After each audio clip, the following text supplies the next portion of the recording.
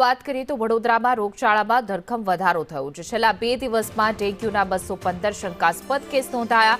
ચિકનગુનિયાના 64 case, મેલેરિયાના 2194 case નોંધાયા છે। ટાઇફોઇડના 62 શંકાસ્પદ કેસ સામે આવ્યા છે। તો ચિકનગુનિયા અને મેલેરિયાના પણ કેસમાં વધારો જોવા મળી રહ્યો છે। જે ઓપીડી છે તે પણ વધુ જોવા મળી રહી છે।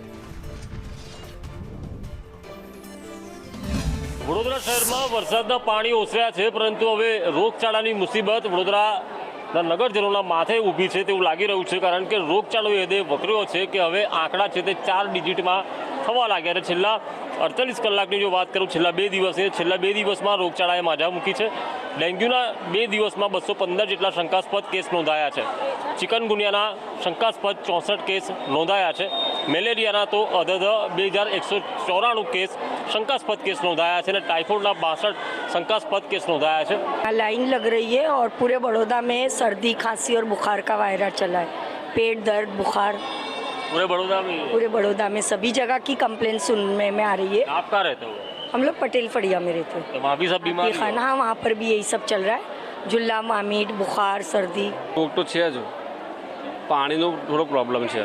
पानी थोड़ो खराब आवे छे, क्षारवाळुं पानी, डोळुं पाणी आवे छे, क्षारवाळुं पाणी आवे छे। मच्छरों उपद्रव है, तेना कारणे सरकारी ओपीडी हाल फूल चाली रही है, कतारो जोवा मळी रही है। आज आंकड़ाओ है ते फक्त सरकारी होस्पिटलना है। जो खानगी होस्पिटलना आंकड़ा जो मेळववामां आवे तो आंकड़ो खूब ज मोटो होई शके, परंतु हवे पाणी ओसरी गया है। परंतु रोगचाळो वडोदराना नगरजनोना माथे मूकी गया है।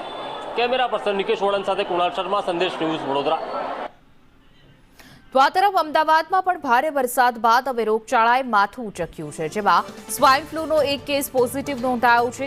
સોલા સિવિલ હોસ્પિટલમાં દર્દીને દાખલ કરવામાં આવ્યા છે, તો બીજી તરફ સોલા સિવિલમાં ડેન્ગ્યુના 93 પોઝિટિવ દર્દી દાખલ છે। સોલા સિવિલમાં ઓપીડી 15,147 પહોંચી ગઈ છે। વાયરલ ઇન્ફેક્શનના 167 દર્દીઓને દાખલ કરાયા છે, જેમની સારવાર ચાલી રહી છે। મેલેરિયાના 29 પોઝિટિવ દર્દી સારવાર હેઠળ છે, તો ચિકનગુનિયાના પણ 23 દર્દીઓ હોસ્પિટલમાં સારવાર લઈ રહ્યા છે। રોગચાળાનો અત્યારે આપણે સોલા સિવિલમાં આ લાસ્ટ વીકના આંકડા જોઈએ તો માઇનર ઓપીડીમાં થોડો વધારો છે, જે 15,147 કેસ હતા તેમાં અને 1367 આપણે ઇન્ડોર એડમિટ કરેલા છે। ડેન્ગ્યુના સસ્પેક્ટેડ 580 છે, તેમાંથી 93 પોઝિટિવ આવેલા છે। મેલેરિયામાં 828 સસ્પેક્ટેડ હતા, એમાંથી 29 પોઝિટિવ આવેલા છે, અને ચિકનગુનિયામાં કોઈ પોઝિટિવ જોવા મળેલ નથી।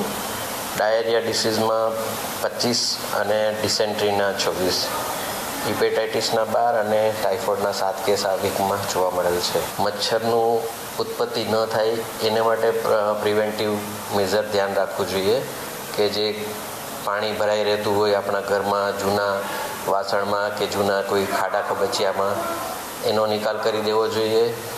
આપણા બાળકોને પણ પૂરતા વ્યવસ્થિત કપડાં પહેરાવી અને ખુલ્લા શરીર ઢંકાય એવી રીતના કપડાં પહેરાવવા જોઈએ।